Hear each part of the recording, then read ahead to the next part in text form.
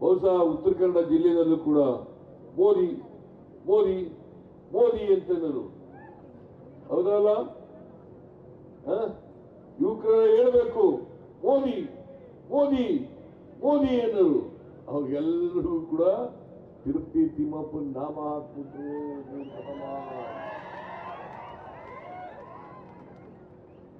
ಇದು ನರೇಂದ್ರ ಮೋದಿ ಅವರು ಕೊಟ್ಟಿದ್ದಂತ ಮಹಾ ಸುಳ್ಳು. ಎರಡನೇ ಸುಳ್ಳು. ಮೂರನೇ ಸುಳ್ಳು, ರೈತರ ಆದಾಯವನ್ನು ದುಪ್ಪಟ್ಟು ಮಾಡ್ತೇನೆ, ರೈತರ ಆದಾಯವನ್ನು ದುಪ್ಪಟ್ಟು ಮಾಡ್ತೇನೆ, ರೈತರ ಆದಾಯವನ್ನು ದುಪ್ಪಟ್ಟು ಮಾಡ್ತೇನೆ.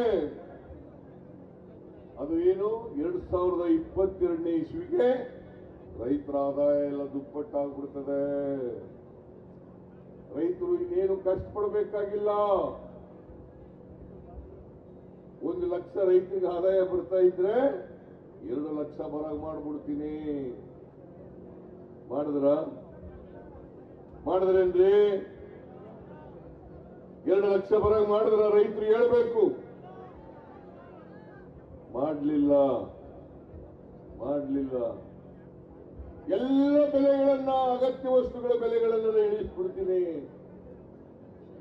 ಅಕ್ಕಿ, ಜೋಳ, ರಾಗಿ,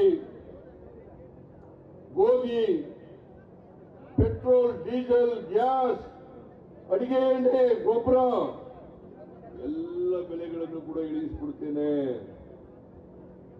ಇಳಿಸಿ ಕೈಗೆ ಸಿಗ್ತಕ್ಕಂಥ ದರದಲ್ಲಿ ಸಿಕ್ಕಾಗ ಮಾಡ್ತೇನೆ. ಬಡವರ ಬದುಕನ್ನ ಹಸನು ಮಾಡ್ತೇನೆ. ಬಡವರು ಯಾರು ಕೂಡ ಜೀವನ ನಡೆಸಲಿಕ್ಕೆ ಕಷ್ಟಪಡಬೇಕಾಗಿಲ್ಲ.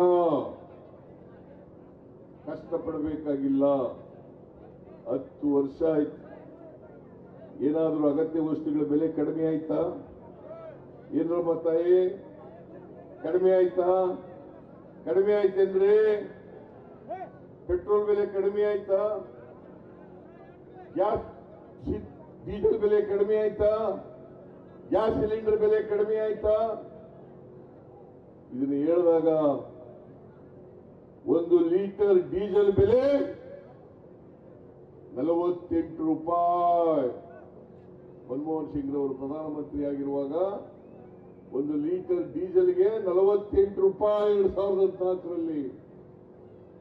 ಈಗ ಎಷ್ಟಿದೆ 1 ಲೀಟರ್ ಡೀಸೆಲ್ ಬೆಲೆ? 95 ರೂಪಾಯಿ. 95 ರೂಪಾಯಿ. 1 ಲೀಟರ್ ಪೆಟ್ರೋಲ್ ಬೆಲೆ 2014ರಲ್ಲಿ ನರೇಂದ್ರ ಮೋದಿ ಅವರು ಪ್ರಧಾನಮಂತ್ರಿ ಆದಾಗ 70 ರೂಪಾಯಿ. ಇವತ್ತು 105 ರೂಪಾಯಿ. ಒಂದು ಗ್ಯಾಸ್ ಸಿಲಿಂಡರ್ ಬೆಲೆ 414 ರೂಪಾಯಿ. ಇವತ್ತು 950 ರೂಪಾಯಿ. ನಿಮ್ಗೆಲ್ಲ ಅನುಕೂಲ ಆಯ್ತಾ? ನಿಮ್ಗೆಲ್ಲ ಕೋಪ ಬರಲ್ವಾ?